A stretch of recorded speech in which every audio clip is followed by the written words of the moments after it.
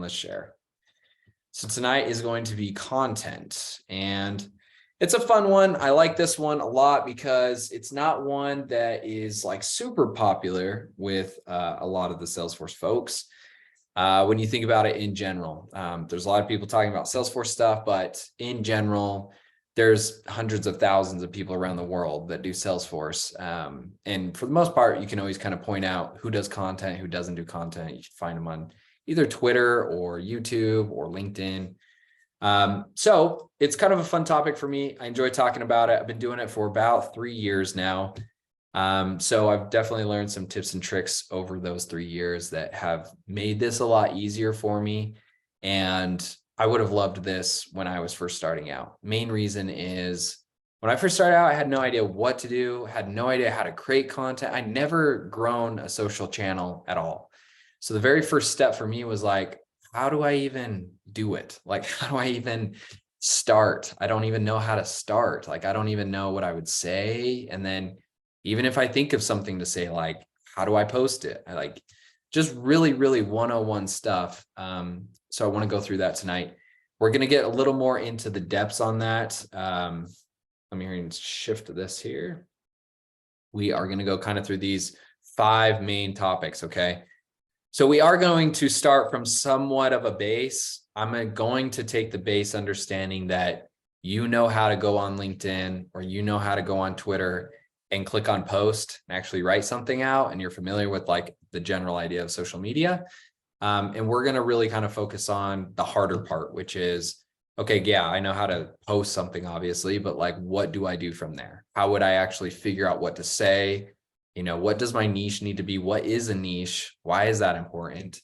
How do I set up things like a call to action, the body of what I'm going to say, the hook, and what is evergreen content? What is that all about? So that's what we're going to go through in the next 30 to 45 minutes with you guys. Okay. Any questions before we start, or does anyone want to call something out specifically of why they joined today, of what they're hoping to get out of it? Or put it in the comments. I think that really helps me stay focused on making sure that this is really valuable for you guys. Because again, if not, I'm just going to go through like my usual pitch. But if you want me to be a little more tailored here, feel free to put it in there, and then I'll make sure that we review specifically that side of it. Okay, awesome. Well, while you guys are doing that, I'm going to get my chat option open here. Okay, here we go. Great. One from Lex. I like to cover how to use tools like ChatGPT. Love it. All right. Hopefully you guys have been using that. I've been doing that since it kind of came out. So really familiar with that one. We could definitely touch on that. We're probably going to review it right in this first one of like your niche stuff. So I'll make sure that I get to that. If anybody has anything else, feel free to put it in there. Okay, so let's get started. We're going to go through the first one. I want to just use a picture to kind of get the point across with this. This one here is going to be how to find your niche, what a niche is, why it's important, how you select it. Okay. So I came across a photo like this a while back. You guys are probably familiar with this. And what this is all about, this setup, is really trying to figure out how you can kind of stand out. So a good quote that went along with this when I found this back in the day was, you can either compete with everybody or you can compete with nobody. And the idea here is you set up the niche that you're interested in a way that you compete with nobody. So a good example of that is, let's just review my own self. Okay. So my content, well, I have my own personal background and experiences. I live in a certain area. I grew up a certain way. I made choices, obviously, throughout life of how I got to this point. So there's all of this backstory. And then on top of that, there's also certain things about Salesforce that I have chosen to specifically talk about and how I'm going to pitch you that idea. Okay. So some of those ideas are going to be, I didn't go to college. I went long enough to get an associate. That pretty much does nothing for you. So I did nothing really in college, did some general education, and decided to drop out and start some other stuff. I started my own business. At the time, I was running a car wrap shop, nothing to do with technology. But that's what I did right after college. So I don't have that background. So I personally am going to connect a lot more with somebody that also didn't go to college, right? Because we both have that in common. So I'm going to use that as part of one of my, what you're going to call a pillar. When you set up your niche, you really want to focus on, anywhere from 1 to 3 pillars. I typically like to kind of stick to 3. You can definitely do more, but you want to keep it relatively focused. And these pillars are going to make up how you come up with content, how you determine what that niche is, right? So one part of my pillar is kind of this empathy that I have for people that don't want to go the traditional college route, that are probably stuck in a job making less than $100,000, because that was also me. First job after this business idea, I was working just at a call center making $40,000 a year. Didn't love it. Wasn't ever a long-term thing for me. Just kind of was doing it for money, but had no idea how to get to the next step. So that's kind of my second pillar, which is, okay, I'm going to relate more with people that have also gone through that similar path and feel stuck, feel like they want a career, they just don't know how to find it. And then that kind of brings me, obviously, a little more easily to my third pillar, which is all the things under the sun with Salesforce. I choose to talk about how to help people like yourself that either know nothing about Salesforce or maybe know some basics and are trying to get into the industry. That's what I've chosen to talk about. So I differ, just by explaining that to you, very different from Megan Tuano or from Daryl Moon or Bradley Rice or all these other people, to where I am competing by myself. I'm not competing with Megan because I don't have the same goals as Megan. Even if she talks about helping people, which she does, helping people get into the industry, she's going to have a whole different take on it. And this is why it's so awesome to create content. And once you realize that, you realize, okay, well, then there's a reason for somebody to follow me, just like there's a reason to follow Megan. You also realize it's not a competition. Somebody that follows Megan can also follow me, and we're going to provide different perspectives that might help in a different way. Somebody might prefer my content over Megan. Someone might prefer Megan's over mine. And that's how it goes. And there's a lot of people in this community that are also a part of Talent Stacker. Brad talks a lot about how to get into the Salesforce industry. He has his way of doing it. He went through a consulting route. So there's all these different ways that he's going to have of how you would do that versus the way I did it. And so same thing. It doesn't mean that because they're a part of Talent Stacker, they can't be a part of Simple Salesforce or vice versa.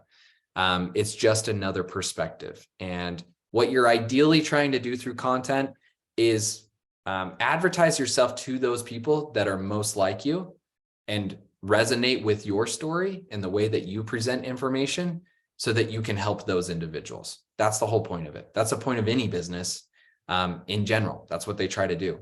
When you think about any product out there, you can find millions of them on Amazon, right? There's always a knockoff. There's always somebody that does it cheaper, more expensive in a different way. And it's the same idea. It's kind of like, well, what do you prefer, right? I'm sure if you wanted like a doorbell that has a camera on it, like a Ring doorbell, there's several different options for that same product. It's more of, what do you want this thing to do? What kind of features do you like? Do you like the company? Do you like who works there? Do you like what they represent? Do you like their customer service? So many different ideas go into it. And ultimately, that's what helps people decide. Okay. So the idea, to sum this little slide up, the idea here is you want to find this center. Okay. You want to figure out the interests you have, the skills you currently have. Style is more of the way that you would actually go about presenting the information. Okay. How are you going to personally pitch yourself? How are you going to speak to people? How would you go about giving them that information? Pair those 3 up and find out where that center is. And that's what you want to focus on for a niche. Once you have that, it makes it way easier to get into the actual creation, because now you actually know where to start. You know how to go about doing that. Okay. We're going to jump into ChatGPT here, since that was requested, and we could do the same thing. Okay.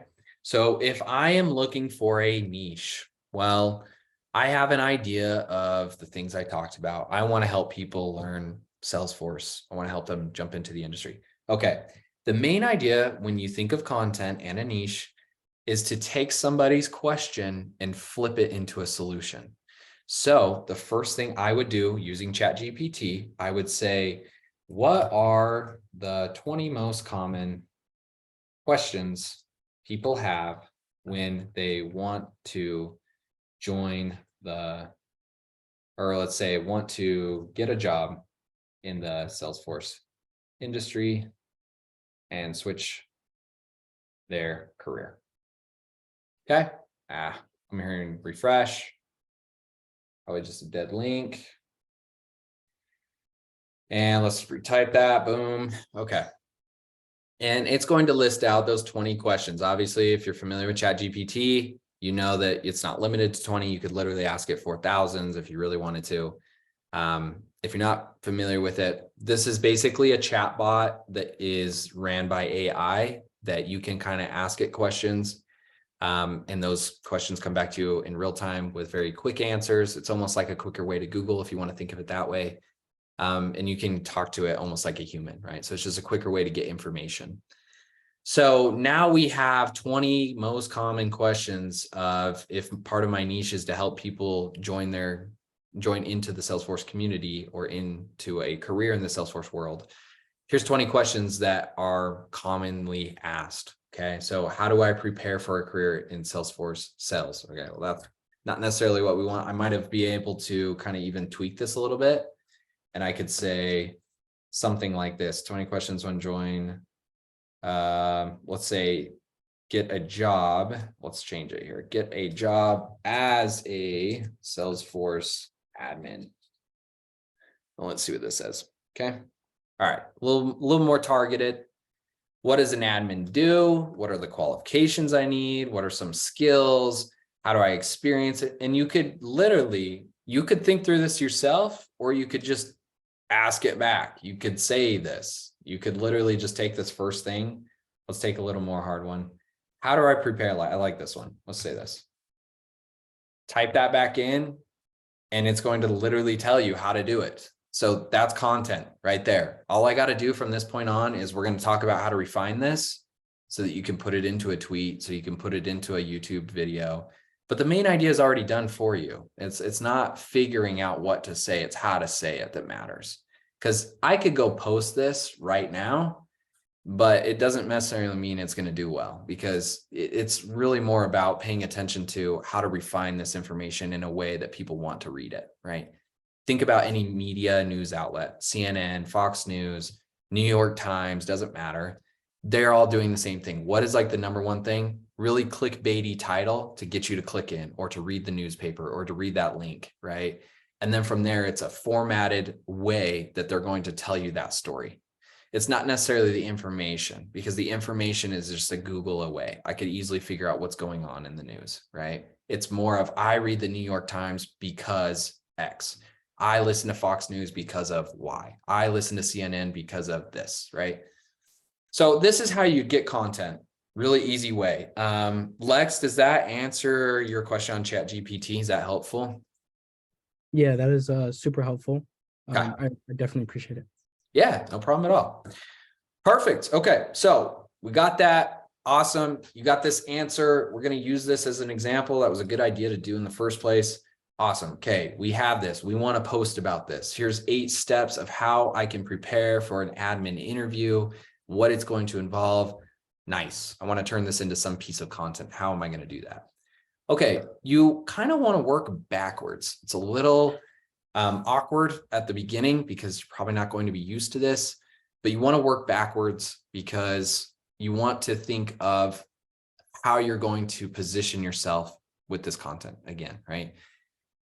Going back to any media, same idea here is they have some type of end goal. They have a reason why they want you to read that. They have a reason they want you to tune in. They have a reason that they want you to do X, okay?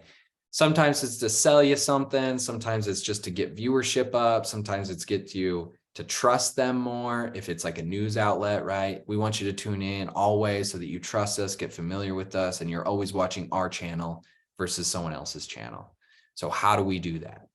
So it does depend a lot on your goal. And that's where I see most people mess up. Okay. So myself included, I went down this path and it was horrible. So please do not do this, which is I first started off creating content, had no idea what to do. And so what I did was post cliche stuff.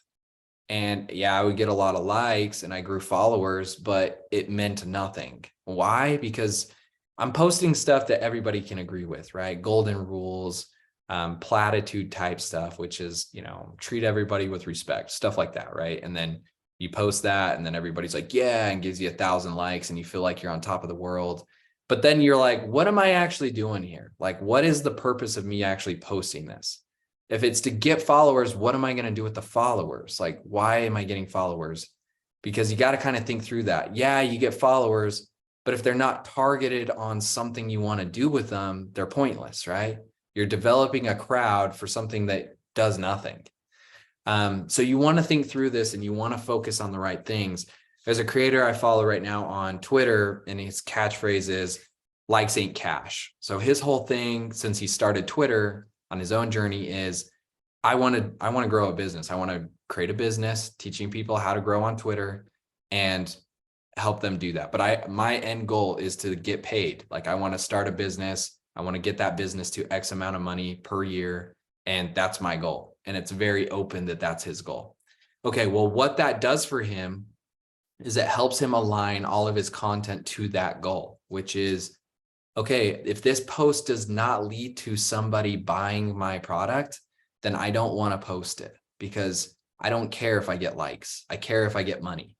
But if you're the reverse, then do it that way. If you do care to get likes, you do care to have just a following for whatever reason, not sure why you'd want that, but if you want that, then post stuff that's going to get you followers and nothing else, right? So the point is, you want to think through it a little bit longer than I did when I first started, which is just, oh, I just want to grow followers. And then once I did that, I was like, well, what am I doing? Like, why do I want to keep posting content? This takes a lot of effort and work. And I do nothing with the following. Like, I'm just here to post stuff. So now it's kind of obvious what mine is, right? Like, I post testimonials twice a week. I talk about how to help people every day. And it's usually to drive people to either see me as an expert in the Salesforce industry, drive people to see that I'm also a consultant and get work through that, or 3, to get people to sign up for the course and help you guys out here, right? And my end goals are, I really do get a lot of joy in general of helping people out do this, because I didn't feel like that was available for me when I started, is one part. But the other part too is, right, like, it helps having this base, creating money for myself, a business, long-term stuff. So that's my goal, and that's why I do it. And there's nothing wrong with that. And same thing with whatever your goal is. If it's to make money, there's nothing wrong with that. If it's to help people, nothing wrong with that. Everybody's going to have a different goal, and it really doesn't matter what your goal is, because I don't care that Amazon wants to grow to the biggest business in the world. What I care is that they have products for me to be able to purchase, right? That it's convenient for me, that it's XYZ. That's why we use the product. Same thing for anything else. Okay. So keep that in mind. Here's some stuff over here. The only thing with your call to action, I gave some examples over here of what to kind of look for, of what this would be. All right. So here's one to just kind of get like more following. If you enjoyed this post on this topic, here's some takeaways. Here's the link, go and follow.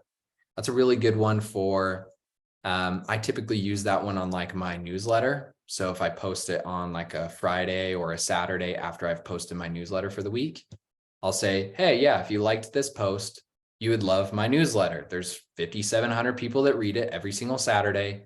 And here's the link to go sign up for free. And it's just a way for me to kind of get them down this giant funnel. The giant funnel is, I'm posting content up here to get awareness, but the giant funnel leads to, eventually, I hope you either get consulting work with me, you join my course, or there's some kind of like awesome relationship you and I have together, right? And I help you out. Like, one of those 3 things should happen at the end of this funnel. And so if it's the newsletter, I want you to, I want you to read my post on LinkedIn. Then I want you to read my newsletter. Then I want you to sign up for my course. Then I want you to sign up for a one-on-one. Then I possibly want you to give me a referral to like a consulting thing. And it just goes on and on. Those are my goals. And that's how that funnel should work. So think through that for yourself, of your own funnel and what you eventually want people to do. And then that will help you set up how you want to set up your call to action here, okay? Any questions on call to action, what that is, why it's important? Not really seeing anything. Cool. All right, next part is going to be our formatting, okay? So this is for the body of what you guys are going to post. So when you post content, like I said from the get-go, we can go back here and we can take this stuff and we could just post it. And you could do that if you want, there's no problem with it. But typically people don't want it that way. It's kind of like people want to have their cake and eat it too type of situation. They want the information, but they want it in a way that they want it, you know? And so if you pay attention to your own habits on TikTok, Twitter, Instagram, whatever, there's going to be certain people you pay attention to. And why do you pay attention to them? Because they present it in a way that you prefer. They go about creating content in a way you like, right? There's things about them that you enjoy. Same thing why you're here in this community. There's obviously something about this community, myself, other people here that you semi-preferred. That's why you chose it. Same thing with this. And again, you're trying to find those people that set you up for that. So again, there's not anything wrong if I go and post this. Typically, I would say most people don't want to read it this way. Doesn't mean not everybody will. So you'd still attract somebody, right? If you stayed consistent. But the idea is to try to make your formatting at a level where it's easy to read, easy to understand. It's easy to summarize. It's just something that's nice and good to look at format wise. Okay. So a little tool called Hemingway. I'm going to suck at spelling this. Hemingway editor. Here we go. All right. So if you're not familiar with this, is an amazing tool when you're creating content. It tells you what your grade is, because you might be thinking, well, how do I know if it's above 5th grade? Well, you go here and you post it. Okay. And it tells you exactly what you should take out, how you should do it, what you should do with it, how many words you have. So anytime you create content, you're typically going to brain dump and just say, more or less, this is what I want to say. Don't think too much about it. When you first write to write, just dump it all out. Okay. Write everything out that you would want to say. And that's the point. You want to write everything that's in your brain. Come back to it later after you've written it. And the second piece is you want to edit. And the key to editing is to remove as many words as possible and still make sure that it makes sense and it gets your point across. So position 1, write as much as you possibly can and be overwhelmingly annoying about how much you write. Number 2 is edit as much as you possibly can, remove as many words as you possibly can, with it still getting your point across. And when you do that through this app here, you can write directly in here, right? I can write whatever I want. It will tell you what grade you're at. It will tell you what you're doing with all of your phrases, your sentences, your adverbs, passive voice. It helps you make it better, okay? And when you're editing, it's a really nice one for that, because you can dumb things down. You can make it simpler to understand. People love simple, you know, and it also goes to say that the more simple you can explain something, typically, the more trust somebody will have in you. I don't know if you've met people like this, but if anybody, when I talk to somebody and they tell me something about a topic that I know nothing about in a way that's just like over my head, they're using jargon, they're saying all these terms, automatically I'm like, all right, I don't trust this guy, because he can't even like break it down enough to somebody that knows nothing about it in a way that I would understand. So that kind of means to me, he probably doesn't understand it well enough himself. Otherwise, he would make this way simpler. So the idea when you're posting content, keep it simple. That kind of helps you out with that authority piece of it too. Okay. So really awesome one here with Hemingway. So 5th grade, don't go above it. That's in the US. That's really what everybody kind of caps out at, is 5th grade reading level. And then we did talk about this, but don't bulkify it, right? Don't just post a massive paragraph. Another cool tool, no, most of us are all on LinkedIn, but there is a really cool free tool. It's called Tweamex. It's just a Google extension. But what's really awesome about it is if we go to, you know, Justin Welsh, he writes about business stuff. You've probably seen him on LinkedIn. He writes really good content though, and I can type in his name, and instead of looking for all the good content, this sorts it by his best content. So I no longer have to go and be like, oh, well, this one did well, this one didn't do well. These are all the best by all time. So what I can now do is not necessarily copy, but I can kind of figure out patterns, which is what the point of all this is. I can go and look and say, okay, he's got 3 lines and then he starts his thread. 3 lines starts a thread, right? Okay, those 2 are his best ever. Let's see if he does that. 3 lines starts a thread. Okay, here's another one. This one's 4 lines, same idea though. Okay, 3 lines starts a thread. Okay, that pattern seems to be popular and it does well. All those are really, really well done threads. So maybe I should do that. Maybe I should write 3 lines and start my thread. Okay, let's dive into it deeper. What does he specifically say to start that out? Well, he talks about this 105K a month, 623 a month to run it, and then 11 no-code tools. So he's being really specific. 105,000 a month, 623 a month, 11. Those are all very specific numbers. So that catches my attention. And also the contrast here, which is he's making a ridiculous amount of money every month, and he's spending a ridiculously low amount of money to run that business. So the contrast here catches my attention like, man, I want to know how to do that too. And then the real banger here is there's a huge contrast, which catches my attention. But then third, 11 no-code tools. Oh, awesome. He's also just going to give me his playbook of what he does. So then I can click in directly from here. And I can look through this, right? And I can see the entire thing, how he posted it. And just visually, guys, like don't even read it. Just look at it visually. And to me, it looks appealing. To me, it looks easy to read. To me, it looks simple. He does very simplistic things. He doesn't write a lot. The word choice is really simple. He's not using things that are too confusing. Especially this one catches my eye right here, right? Boom, here's the tool. This is what I do with that tool. Here's the benefits of that tool. It's awesome. This is the cost. All right, go to the next one, right? And I love the screenshots he has, makes it visually appealing. So this is what I love about Tweamex is it helped me when I first started. I still use it today, but it helped me a lot when I first started because I could look at this stuff at great writers and just see patterns, and I could see formats, and I could see how they break things up. And then pretty soon after I copied a lot of that style, I started getting good at it and I knew how to do it on the fly. And then I was like, okay, yeah, I know part of the formula is I write a line, space down, write a line, benefits, space down, right? I know all that stuff now because I copied these patterns. So really awesome. I think I saw a quick chat. Tweamex, does this automatically engagement or is there an additional setup per account? Yeah, it automatically does it. It gives you these 2 options here. Looks like you can do it per conversation. I don't have any conversations with Justin, I don't think. I could check. All right, so I've commented on this stuff. So you could check over here, does that, or you could do all time.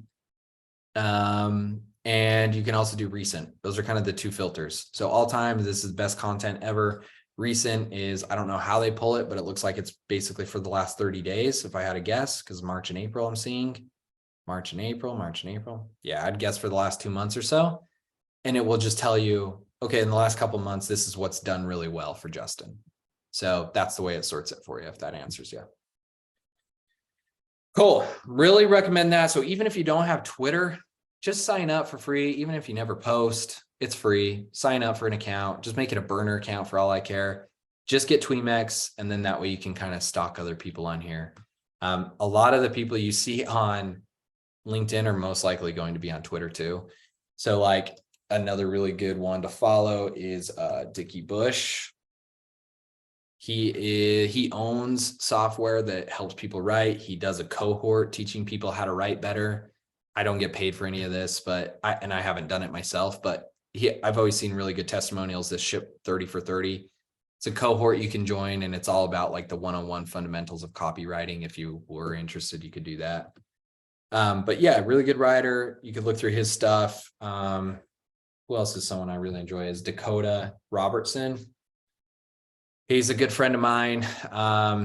And he does really good. He actually has a business where he is a what they call a ghostwriter.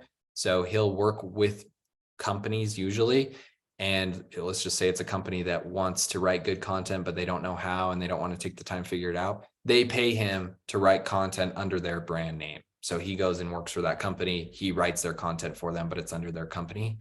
So he does that for a living, gets paid ridiculous amount. And he's like 25. So he's awesome, really cool guy, down to earth. And he has really good content. You could follow the same thing, right? So there's a few right off the top of my head that I really like. Chase Diamond is another good one. Good friend of mine too. He has some awesome stuff on here. He's more about marketing, and honestly, if you're going to read about copywriting, even awesomer that you're going to read about marketing, because that's going to help you even more. So Chase Diamond's a good one too. Awesome. Okay, let's move on to the next one. We're getting closer on time. All right. Hooks. Do we have any questions so far, guys? My throat's getting a little dry lecturing this long here. Just want to make sure you guys are all good. Nothing. Okay, good. See some thumbs up. Nice. All right. Okay, so we got 2 more slides. This one here is going to be recap real quick. Okay, so we have picking a niche, and then we're going to figure out what the content we want to say. And then we're going to basically go to Hemingway, write out as whatever the heck you want to say. Does not matter how good or bad it is, just brain dump, and then go back and edit. Okay. And then after all said and done, you have your call to action, you have your what you want to say in there. Same idea. It kind of seems backwards because you'd think, well, the hook is the very first thing I say. So I made this mistake a lot where I would write this first, but it's actually way easier to write it at the end, because now you have it all developed. You now know what you want people to do. You now know what the point is of what your post is all about. You have a good idea and you have information to work with. You have all this stuff written out. So now when you're coming up with a hook, the hook is basically just a way to be able to summarize what you want to do. Okay. So it's a way to summarize how people should get interested in what you're about to say. Okay. So here's some examples I pulled online. Whoops, go back. I pulled online that you guys could use, right? And it's just some good examples of some basic ideas of what I was talking about. If we're talking about a career shortcut, the early years of your career are painful. 3 benefits, right? And this goes back to formatting again. So, all right, if I first read this, yeah, I agree. My career, early years of my career, they were painful. Long hours, mediocre pay, minimal vacation days. Yeah, that all sucks. Don't worry though, it gets way better. So you're kind of painting this picture in this hook of like, yeah, this sucks. You know why it sucks? It's sucky for this, it's sucky for this, it's sucky for this. Hey, but hang in there because it's going to get way better. And that kind of, as you're reading that out loud to yourself or in your head, it catches you because you're like, okay, yeah, I do agree. All those things do suck. But this person's saying it gets better. How does it get better? Here are X shortcuts I took to get to the good life faster. Oh, dang. Well, I want to get there too. So let me click into this and read what he has to say. So you're really trying to come up with a way to summarize what you're about to say in a way that catches people's attention. And the reason you do this last is because it's also probably going to be the longest piece that you spend your time on. I've talked about this in past lectures with you guys, but when I do my newsletter, for example, you would think the majority of my time goes towards what I'm going to say in the newsletter, but that's wrong. The majority of my time actually goes to the email subject line, because if nobody clicks into the email, it doesn't matter what I write. The number one thing I got you to do first, I have to make sure that person clicks the email. It has to be interesting enough when all you see is like 5 words in your email inbox and you think to yourself, oh, that sounds interesting. Let me click into it. Okay. So the most time I spend is on the email subject line, and it's going to be the same thing for you, or it should be, which is the majority of your time should go towards the hook, because if the hook sucks, no one's going to read it anyways. They're just going to scroll on. So you have to do all you can to catch their attention, which is hard nowadays because there's so much information being thrown at us, and our attention spans are so much shorter than they used to be, and content just gets quicker and quicker and quicker. So this one will take you some time, but this is some examples that you should definitely write down or screenshot right now to use as far as formatting and the more or less an idea of how you could do this. Okay. So here's some examples up here. Just give me a thumbs up if you guys took a screenshot or you're good for me to move to the final slide here. Don't want to go too fast if you're writing them down. Okay, cool. Okay, sweet. And again, we do have this recorded, so you can always watch this back. Last slide. Last slide is evergreen content. And I decided to kind of do this little post that I got from Jack Butcher in the famous words of Naval, which is inspiration is perishable, act on it immediately. And this kind of has a few meanings for me, which is, let's start number one. What is evergreen content? Evergreen content is content that you can write that is applicable at any time period ever. So if I write something about ChatGPT 3 specifically, that's going to age because next year it's not going to be ChatGPT 3. We're already on 4, right? And it's going to be 5, 6, and it's going to keep going. So I can write a topic on ChatGPT 3 and it's going to be relevant for a couple months, but then eventually it's not. And I won't be able to take that content and repost it a year from now because it just will be out of date. That's how it goes. So not all of your content needs to be evergreen, and I don't even recommend it being all evergreen, but evergreen content would be me giving a timeless principle on how to join the Salesforce industry, right? So it's something like, you know, one-on-one tips on how to prepare for an interview or one-on-one tips on how to create content like we're doing right now. These are kind of timeless, right? The same principles are going to apply today as they'll apply 20 years from now. You still always need a hook. You still always need to write good content. You still need to generate content. You still need to figure out what to say. All that stuff applies. It's been applying since we started writing stuff, right? It's always there. That's evergreen content because what that helps me do, and the reason it's a benefit is every 5 months, I go back and find my top 10 posts from 5 months ago and I repost them. I might tweak them a little bit, but I repost them. And so one, it takes the burden off of me of feeling like every single day I have to come up with something new to say because that's kind of ridiculous. And there's off days. You're definitely going to have them. Doing this 3 years now, there's days that I get busy, something goes on, or I'm on vacation, or I just don't feel like doing it or whatever. And those come in clutch because I don't want there to be an empty space because I'm doing this for marketing reasons. I always want to post stuff. So it allows me to take that burden off to be like, you know what, I can go back 5 months ago and find something. And the reason I'm using this picture here is because it's the same thing with what people are going to think about you, which is in your mind, you're going to think, I just posted this like in November. Everybody's going to remember this. And it's like, what do you remember your friend posting yesterday? And the answer is probably, I don't know. I'd have to go look. You don't remember what they post. And every once in a while, I've had somebody say something and it's like, one, don't care because I already am telling people I repost stuff. But two, it's like, okay, cool. You were the only one that caught it.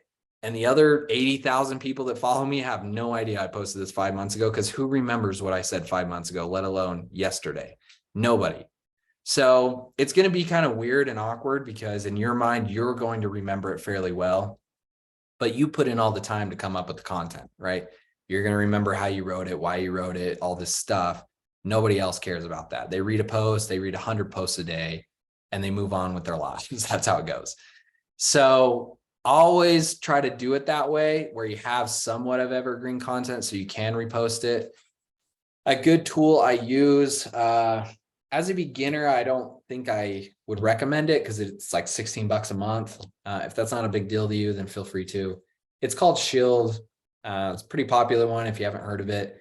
It works for LinkedIn, gives you your analytics, but I can click on my name and then I can edit this, right? I could do like year to date and I get a lot of analytics of like views and comments and all this stuff, right? So it's like, all right, cool. We're up to 2 million views. That's sweet. Here's my comments. Here's my likes, shares. And I can kind of take a look at this, like when I have hot posts, when I tend to post the most, the top posts I've had, what they were. Here's a ChatGPT one. And then this is cool too, because it tells you the number one thing I post the most about is Salesforce. So it's a word count, right? So if I have several things in my niche, though, this is a nice one when you're first beginning, because you can say, maybe I don't know what I want to commit to quite yet. There's several things maybe I want to talk about, but it looks like, you know, stuff with ChatGPT is taking off. So maybe that's what I'm going to talk about. For me, obviously, mine's Salesforce. So it's really cool that way. But more importantly, you can click on this tab and we can go to year to date, and then I can sort this by best, right? So if I want to sort it by views, we can do views, and it's like, okay, this one got, you know, 272,000 views. That's freaking awesome. 2,000 likes. Cool. All I got to do is click this button. It's going to bring me right to it. And here it is. All right. Awesome. I take this bad boy.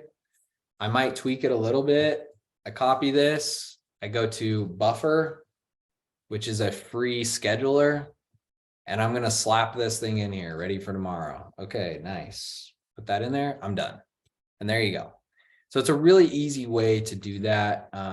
Again, going back to patterns and how things work, and things are going to change too. So what's popular today is not going to always be popular. Like, in fact, even though this did well at the beginning of the year, I can already tell you from experimenting, these posts don't do well for me anymore. A long thread that someone would have to read. These used to be really, really popular. They're kind of not. More what's popular right now are those carousels that you probably have all seen, where you got to click through them. Everybody does a carousel. I could repackage this as a carousel and it'd probably do great, because that's what people like right now.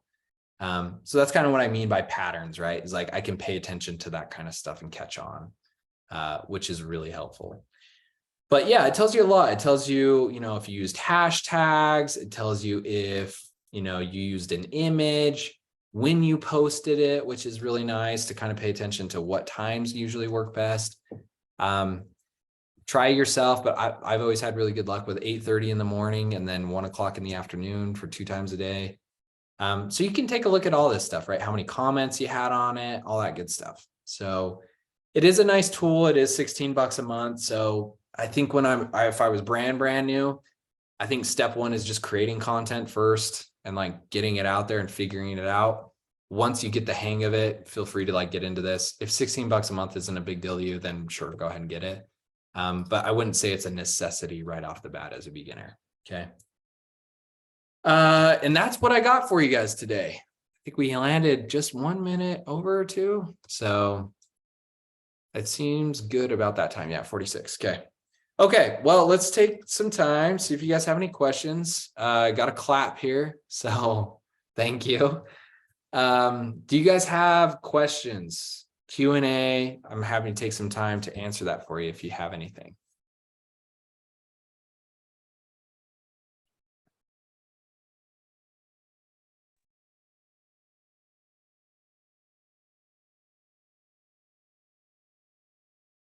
Thank you for sharing your stats and stuff and how the Shield analytics work. That was really interesting. Yeah, for sure. Happy to share it. If you have more questions about some of the tools, I know we've talked about them like in our course and stuff like that, but yeah, if you have any other questions about that kind of stuff, please let me know. But Buffer is one I kind of live and die by. Shield is really helpful. Hemingway is nice. I'm trying to think if there's any real others that I use. And then ChatGPT, obviously, you could use it, and I haven't really perfected this, but you could use it for some of those other things we talked about, right? Like writing your hooks and trying to kind of dial in what you really want to say. I don't have any awesome prompts to just like pass over to you, but that one could be a really useful tool for all that kind of stuff too. Okay, yeah, no problem, Max. Appreciate everybody being here. I'll get this posted. What was this last one from Lex? I'm good. Thank you for your time. Okay, yep, awesome. Okay, cool. Well, we'll end here then. I'll get this posted and into our channel as soon as we can. Meantime, you guys have a good night, and we'll see you next week. Thank you. Good night. Yep, you're welcome. See you guys. Bye. Good night.